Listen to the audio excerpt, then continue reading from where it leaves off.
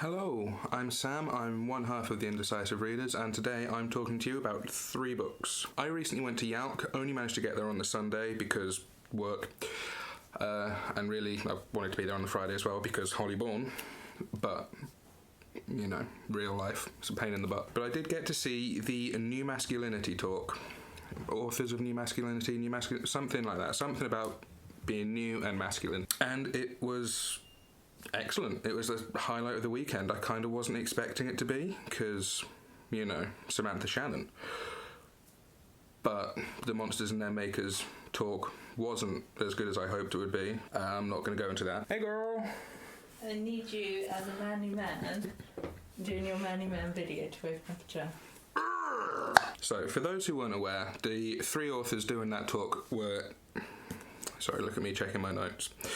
Nikesh Shukla, David Owen, and Samuel Pollen. I'm not gonna lie, was kind of out of touch with YA because I got kind of really badly burnt out with it after I finished my book. I was aware of these 3 people. I wasn't aware of their most recent books. I am now aware of their 3 most recent books, and they're what I'm talking to you about today. So I'm going to start with The Boxer. Excellent book. Truly magnificent. No spoilers. It's about a lad called Sonny who is the victim of a horrendous racist attack, who takes up boxing as a way to regain his confidence and kind of get more comfortable in his own skin, because even before he was never someone who was comfortable in his own skin. Characters are great. Sonny's friend that he makes at the boxing club, utterly believable. I'm not going to go into too much detail. I'm not going to spoil anything, but some stuff happens in their friendship and it's all utterly believable. Nikesh does an excellent job, something David Owen does very well as well, humanising the antagonist. An antagonist has to be a bit human, or they're not sympathetic, they're not believable, and they're just a bit rubbish. When the antagonist is literally just another human dude, it has to be done very well. And it was. It gives good reasons and explanations for the things that the antagonist does. Not really the antagonist. The friend gives good reasons and explanations for the things the friend does, but never once excuses it, because, of course, Nikesh wouldn't excuse the thing that the friend does, the things that the friend does. Can't really go into any more detail with that before going into spoiler territory, and I don't want to do that. Friendship and its collapse, very well done.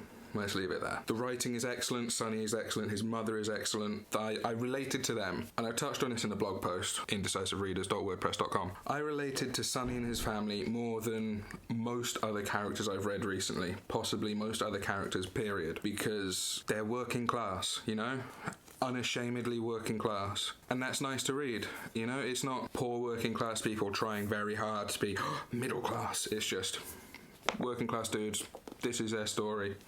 Let's go. I love that because there's not nearly enough of that about. On to the next one. This one didn't like nearly so much. There's a lot to like about this book, and it is this close to being excellent. It feels like there's a really excellent book under a heavy-handed metaphor that cannot carry the weight of the plot. No spoilers, it happens in the first chapter. Group of lads at school bullying the main character online and force her to sever all ties to the online world, which is where she feels more her than anywhere else. As she deletes her website, she literally starts turning invisible. I read fantasy, I read sci-fi, I read Lee Child books.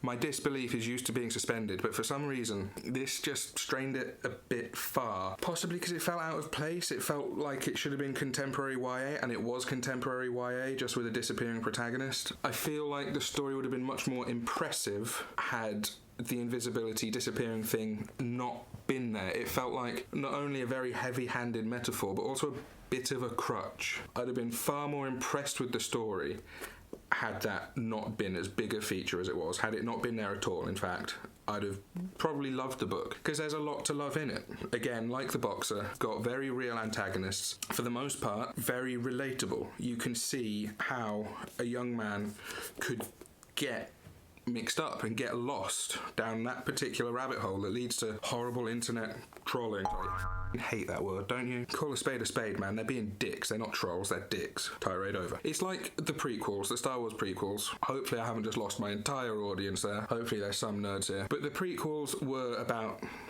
this close this close to being great. They were within spitting distance of it. But George Lucas is the most ham-fisted, heavy-handed writer I know, and he failed. He could have had a subtle, nuanced story about how neither side were really in the right, and the prequels could have been great. This was nearly great, but the writer was just a bit ham-fisted, bit heavy-handed. Well, maybe not even the writer, just the metaphor itself was just a bit much. I liked it. I could have loved it if it was just a bit more subtle. Hi, I'm back at 11:30 trying to get this video edited and up before midnight because I realised I spent 3 minutes telling you all the things I didn't like about this book and really kind of glossed over the good stuff. Said good stuff is the friendship that our main character develops with another faded girl. It's strongly, well, I say strongly hinted, it's explicitly told that the main character has a crush on this other girl. The book doesn't explicitly say whether or not it ends romantically, that's all kind of left up to us to guess, but that's not really important. The important bit is just the friendship they develop. It's